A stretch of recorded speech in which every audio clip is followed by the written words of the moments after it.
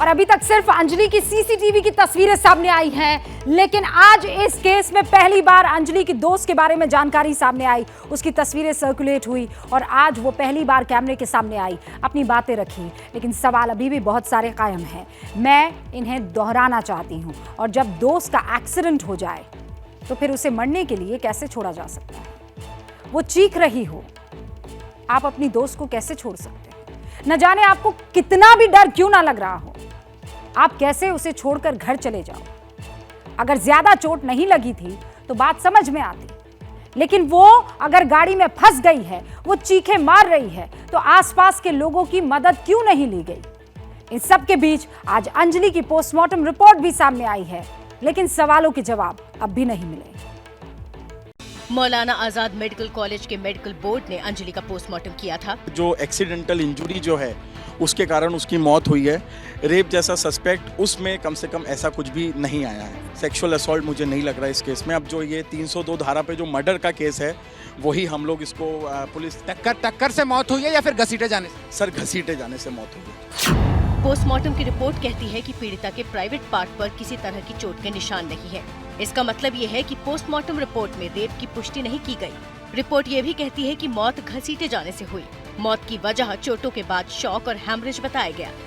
घिसटने की वजह से अंजलि के सिर, रीढ़ की हड्डी पर गहरी चोट के निशान हैं। इसी तरह बाएं पैर की हड्डी और दोनों घुटने टूट गए। रिपोर्ट कहती है कि अंजलि को ये चोटें गाड़ी से हुए हादसे और फिर उसके बाद घसीटे जाने से लगी।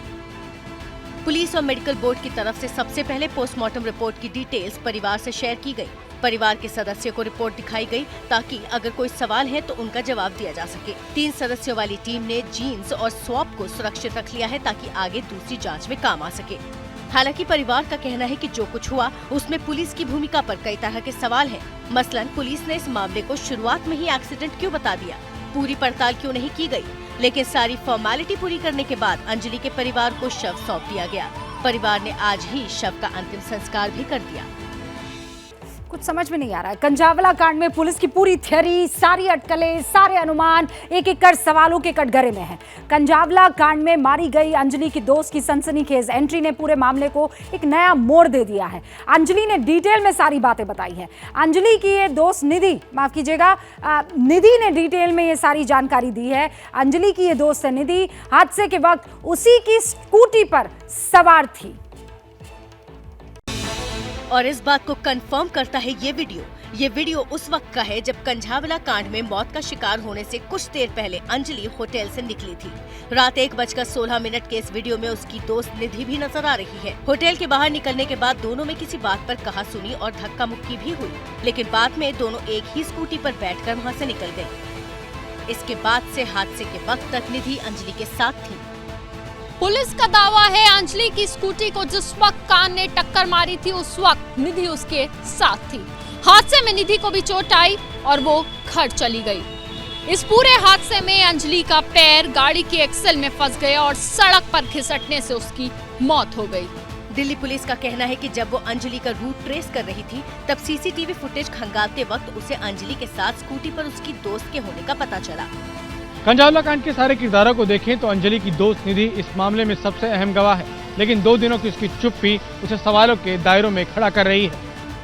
हालांकि कंझावला कांड की जांच अब जिस तरीके से आगे बढ़ रही है, उससे लग रहा है कि दिल्ली पुलिस की लापरवाही की पोल पट्टी खोलने वाले केस का सच जल्दी ही सामने आ सकता है।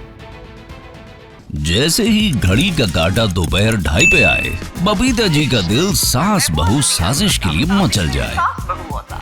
और ये है इनकी बहू, पूरे दिन ऑफिस की टेंशन हो जाए गॉन जब ये करें अपना फेवरेट शो फ्री टाइम पे ऑन।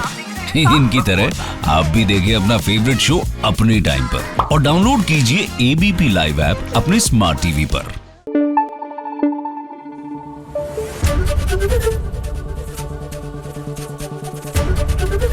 एबीपी न्यूज आपको रखे आगे।